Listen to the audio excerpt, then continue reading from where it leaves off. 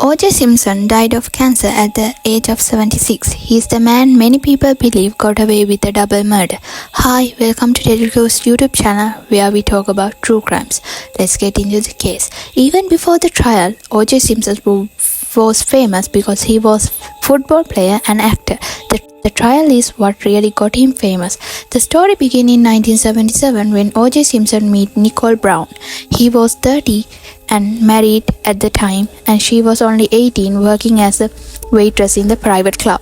They began dating despite the fact that he was married. He would end up divorcing his wife in 1979.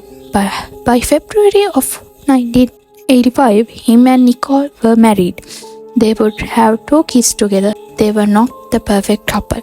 According to people in their life, the relationship was clearly very toxic and abusive.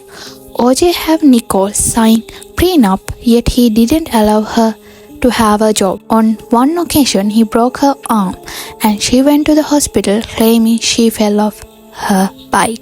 At first, she would protect him because she didn't want him getting arrested. There were apparently 62 recalled instances of abuse. Only 8 of them were reported to the police. Nicole finally filed for divorce in February of 1992. But unfortunately, OJ would not leave her alone. He began stalking and harassing her. He would allegedly spy on her and her boyfriend during their intimate moments. Then things just escalated from there. Nicole started saying that she felt like her life in danger because OJ had threatened to her unalive her if he saw her with any other man. She was so scared. OJ was using very common tactics with all abusers, like when they basically make their life a living hell so that they come back. Because that was easier than not being with them and being like harassed. It's absolutely insane. June 12, 1994, both Nicole and OJ attend their daughter's recarter. After the recital, Nicole took the kids.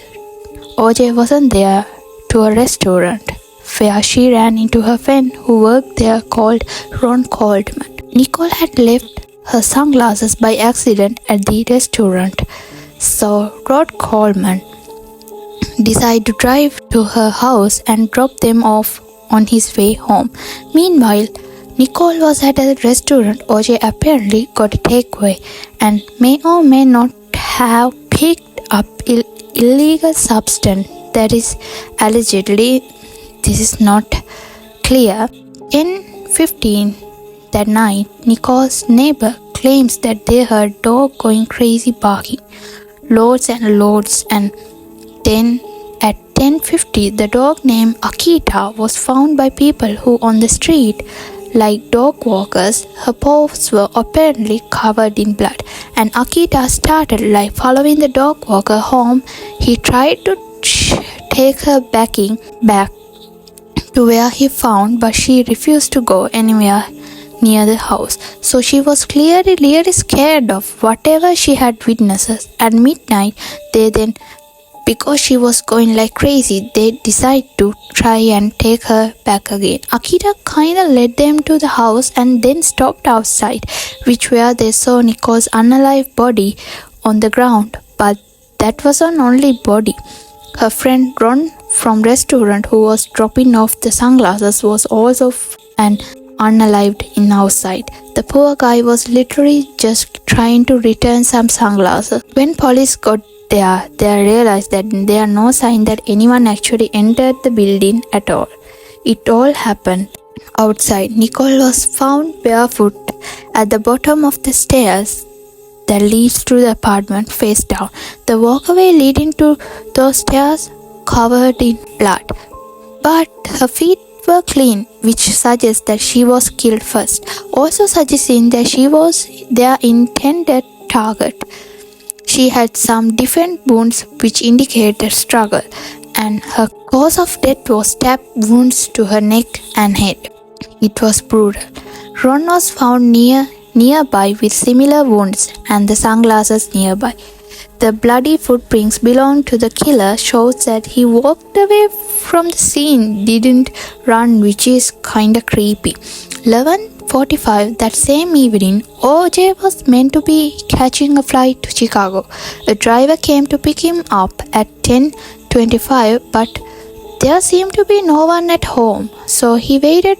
No one letting him into the gates or anything, so he waited outside. He claimed that one point he saw a figure enter the house that looked a lot of similar to OJ, and he watched him like in the house, kind of walking room to room.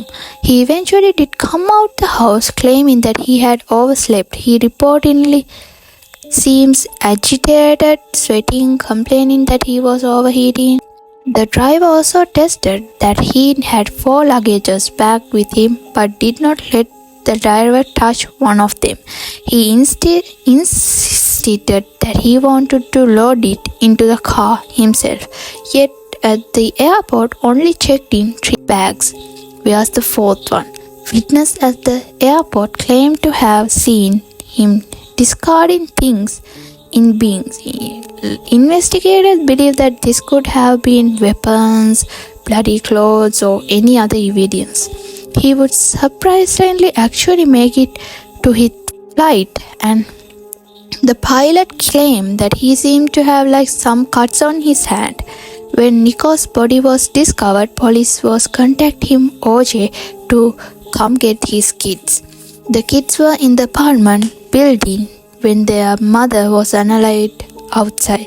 They showed up to OJ's house to go and talk to him, and he found his car parked out quite frantically outside, and there was blood on one door. They didn't know that he was in Chicago.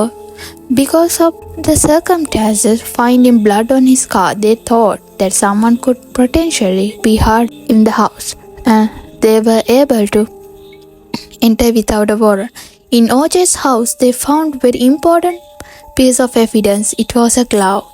It was right hand side of a glove, and it was covered in blood, and it matched the left hand side one they found at the crime scene.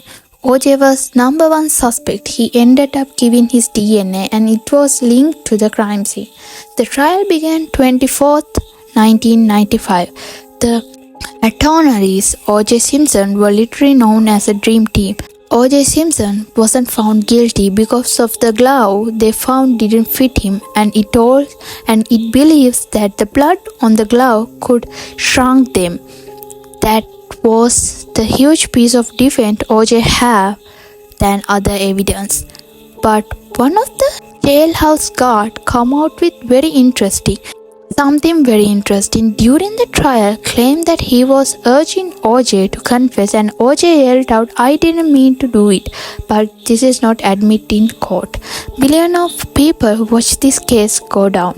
It was one of the biggest trial. The jury decided that OJ Simpson was innocent. Nicole's and Ronald family was sued OJ, and they won, and they received $33.5 million because the jury thought OJ was responsible for death, but still announced he is innocent. This is the brutal and horrific case of OJ Simpson.